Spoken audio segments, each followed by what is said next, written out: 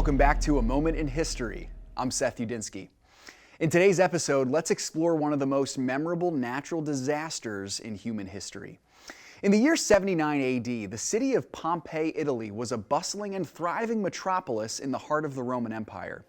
And then in one mighty volcanic eruption, the city and many of its inhabitants were destroyed. Let's go back to the 1st century AD and explore the dramatic eruption of Mount Vesuvius in Pompeii, Italy.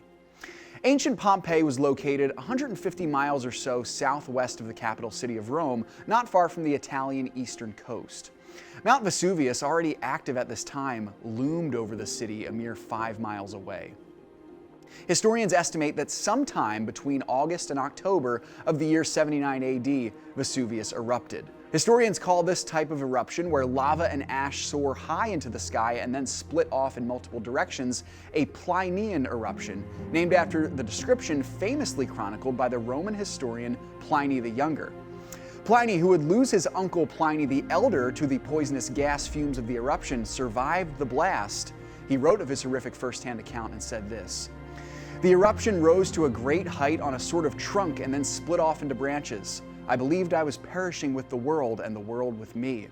People covered their heads with pillows, the only defense against a shower of stones.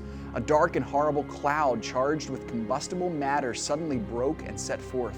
Some bewailed their own fate, others prayed to die." Tragically, it is estimated that 2,000 people were killed in the city that day. Most likely they died almost instantly from breathing in toxic fumes, and soon after, their bodies were buried under solidified ash. Now, the city was lost for over 1,500 years until archaeologists miraculously rediscovered its remains in the mid-18th century. Because of the quick fossilization of the city and its inhabitants, the excavation of Pompeii, which has continued into the 21st century, has provided modern historians with a precise glimpse into the nature of life in 1st century Rome. In the early 1980s, archaeologists unearthed the first human skeletal remains from the eruption. This volcano remains active to this day, and it is believed to be the only active volcano on the European mainland. Thanks so much for joining me once again for A Moment in History.